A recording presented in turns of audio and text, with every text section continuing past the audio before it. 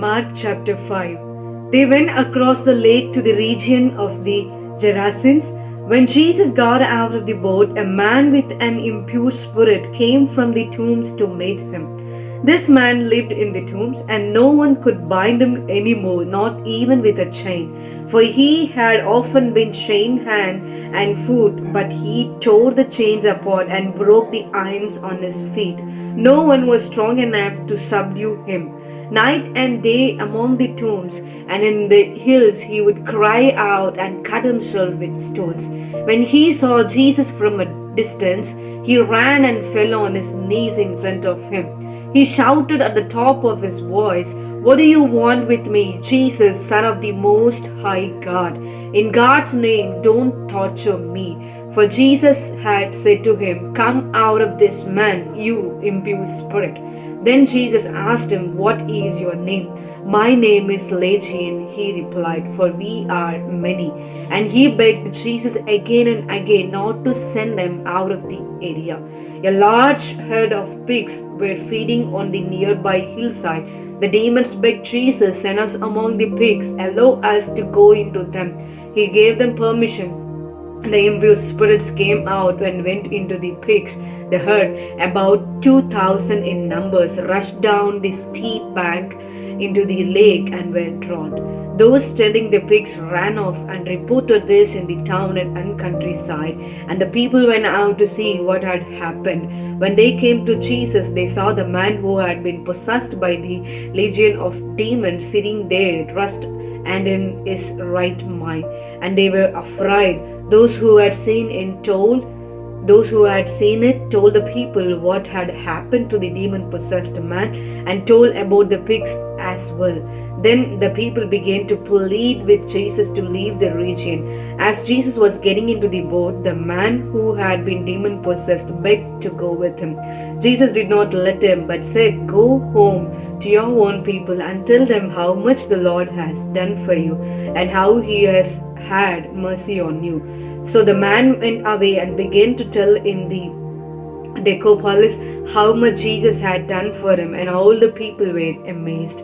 When Jesus had again crossed over by boat to the other side of the lake, a large crowd gathered around him while he was by the lake.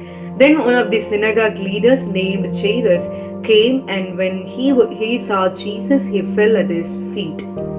He pleaded earnestly with him, "My little daughter is dying. Please come and put your hands on her so that she will be healed and live."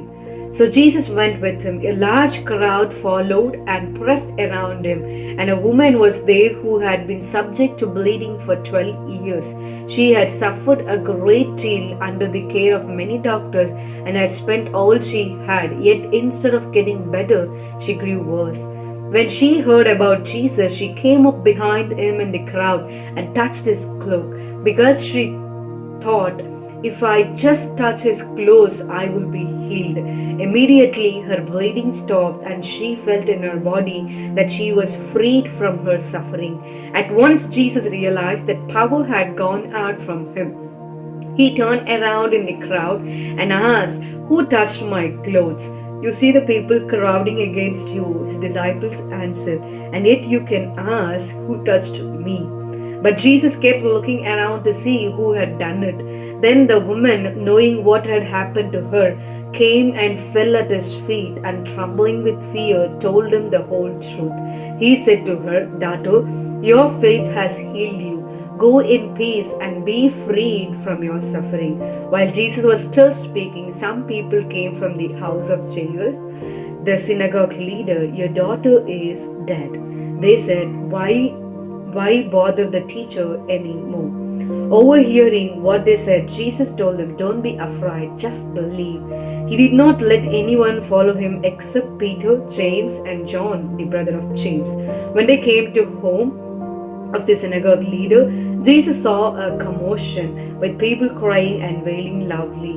He went in and said to them, "Why all this commotion and wailing? The child is not dead but asleep." But they laughed at him. After he put them all out, he took the child's father and mother and the disciples who were with him and went in where the child was. He took her by the hand and said to her, Talitha, Talitha Kaum, which means a little girl, I say to you, get up. Immediately the girl stood up and began to walk around. She was 12 years old. At this, they were completely astonished. He gave strict orders not to tell anyone about this and told them to give her something to eat.